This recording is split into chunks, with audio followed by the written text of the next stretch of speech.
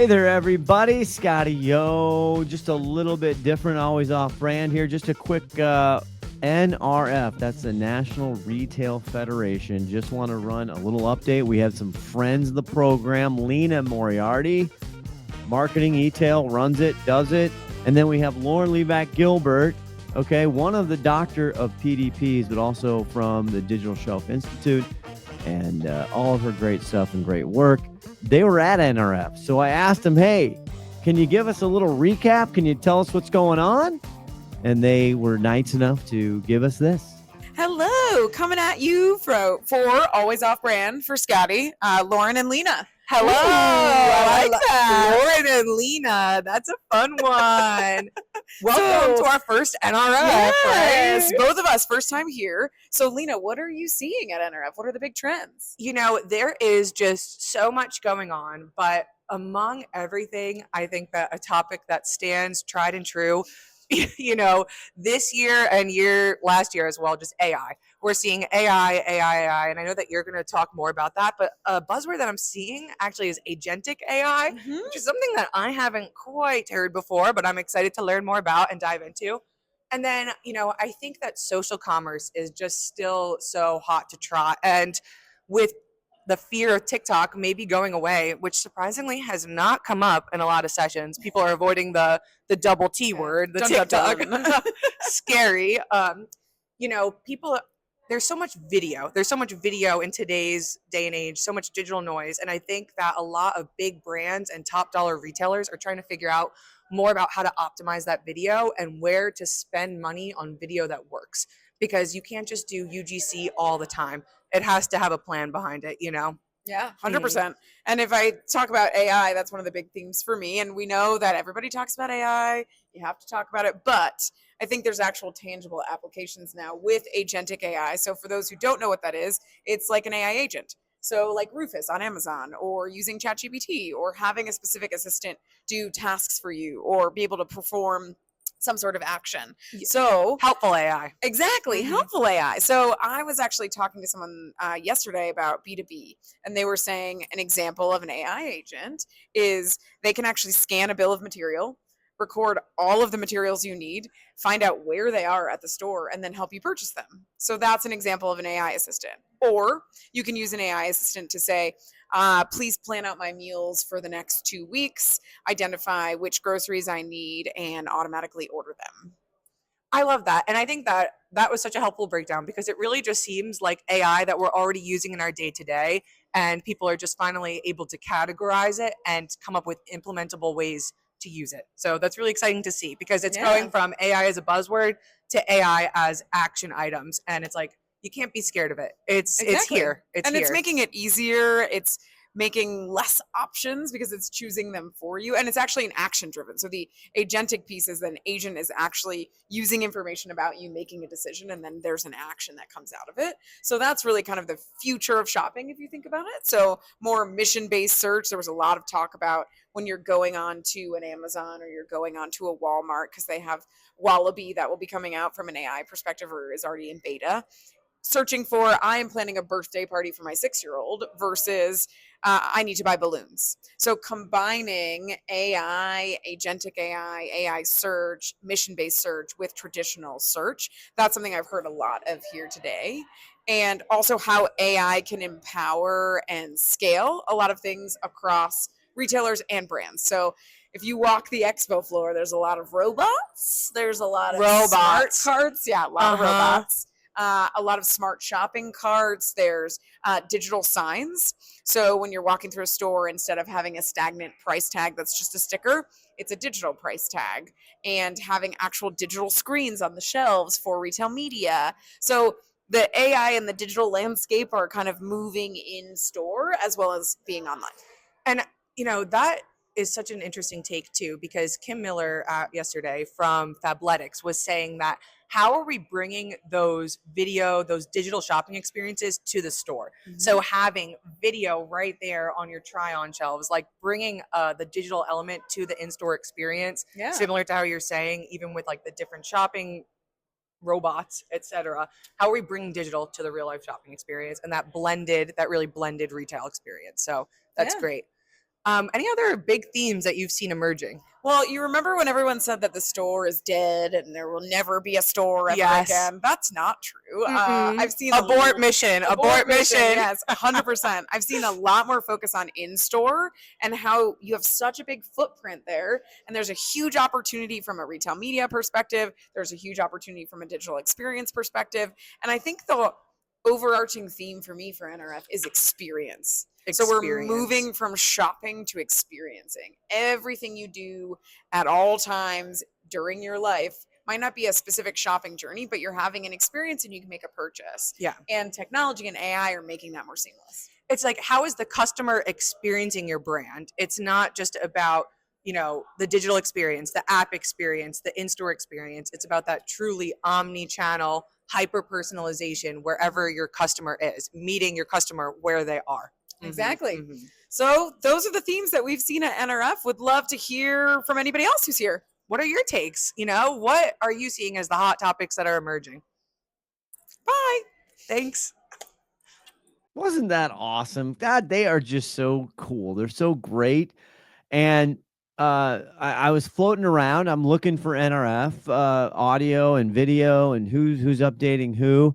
And so, again, this isn't a big episode. I don't want to bore everybody, but just get a sense of what's going on there. And I thought our good friends, well, we're not friends yet. They don't know that we're best friends, but they were part of the top 5. They were actually, I think, number 4 on feed spots. They do an amazing job. Actually, I'd love to have them on, the host of Omni Talk. And they had a really interesting quick interview. And I did see an excerpts of this in LinkedIn or various recaps about Costco. Everybody thinks about Costco. We're in the Pacific Northwest, Seattle area. They're based here. Their corporate headquarters are here.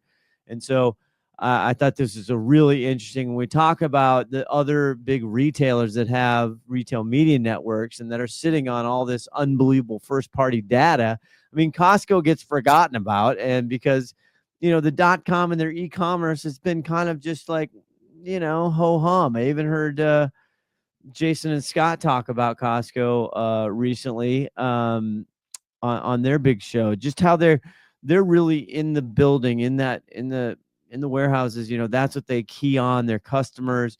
So .com really hasn't been a huge forefront, and that's fine. It's worked out. They're one of the best, most high performing, consistent retailers ever. Should have bought stock, didn't. Anyway, so they had Mark Williamson on, who I thought was really interesting about their building out. He's been there a year and a half to build out their retail media network. And so I just thought this is just an interesting clip. We're being very deliberate about how we're approaching retail media. The way that we've characterized it, we kind of have last mover advantage.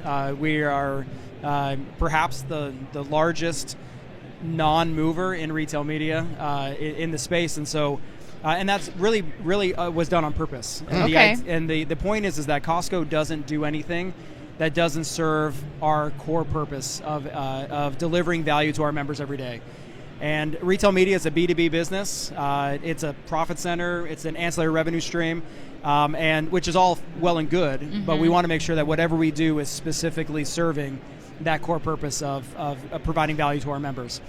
So what I talked about was a lot about the core model, about how our ambition is to use retail media to grow our member base, grow traffic, and grow sales. Okay. We're a top-line sales organization. Top-line sales translates to more membership renewal. Mm-hmm. More membership renewal is what helps us keep the lights on. Right. And so retail media is in service to that larger ideal. So let's switch to retail media, though. So for retail media in 2025, how would you sum up the state of the industry, and where do you think the opportunities lie for you and your role at Costco? Yeah, I mean, we've heard a lot about standardization and consolidation because it's a hot space. Yeah. New retail media networks come online all the time, and seems like every day. Every day, mm-hmm. and on the media buying side, it's very fragmented. Right. It can be confusing. It can be overwhelming, and I think it's an environment where the biggest fish eat the most. I'm happy to be working for a big fish. I feel like we have a right to win. But the thing that I'm perceiving, whether it's for Costco or what I'm seeing from some of our peers, is this intention to own the network itself, to own the business as much as possible. And so if I go back to when I first started doing this in 2010, we didn't have in-house teams, we didn't have expertise, myself included, but we recognized an opportunity kind of in the monetization space. And we relied on full-service monolithic agencies to help us. first with kind of services, and then that grew into technology partnerships. And what transpired as the business grew was retailers became very reliant on external agents to help grow the business as quickly as possible.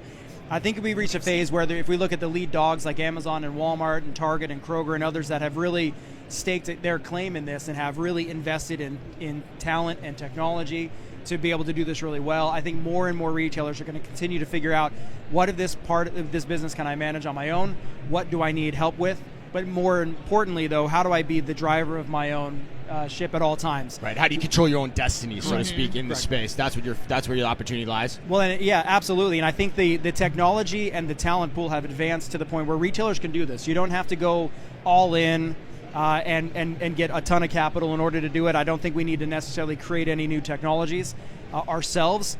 There are tons of different solutions out there. The trick, though, is to keep it modular, to own what we should own, whether that's our data, our member experience, or whatever it may be, and then go lean on modular, flexible partners who are leading edge in the thing that they do. So if I interpret what you say, you're saying you're really focused on the architecture of how you're going to do this retail media business at Costco. Yeah, absolutely. And I think the past would have been more like set it and forget it. Like you find a partner, you negotiate terms, you give them license to certain data or certain spots on a website, and then they send you a check at the end of every month as your revenue share. But you could run that business with one person or a handful of people, and that can work. But I think the idea, though, is like the architecture matters, because if we want to be more in control and have more ownership and do the things that we should do, like that is a much more deliberate, purpose-built decision. So that's what we're doing at Costco for sure, because as we were mentioning earlier, it is essential that our retail media program reflect our core member value proposition. Alrighty, that's just a little quick hit from NRF. There is so much more. The National Retail Federation, big show in New York. Talking to Lauren and Lena about just how that was our first time there, just how big it is at the Javits Center down there. So again, our listeners, it's a huge retail show. It's been going on for, I don't even know, 100 years or something, forever. And it's probably the largest, well, I know it is, advocate group as far as Washington, D.C. Their estimates are from 24 retail increase, retail going up 3.4%, 2.4 to 3.4. The numbers aren't out yet. We'll go through that. But anyway, hope you just enjoyed this little tiny recap. Thank you. Big shout out to Lauren and Lena for getting that done. We'll be back this Thursday and the following Thursday and the Thursday after that with more great episodes and more great guests right here on Always Off Brand. Remember, people matter, and subscribe. We're on the YouTube, by the way. And make sure you check out, if you haven't, tell a friend about top 5 or number 5 in the 100 best retail podcasts, I think, in the universe, in the globe. I'm not sure, but anyway. Okay, talk to you later. Bye-bye.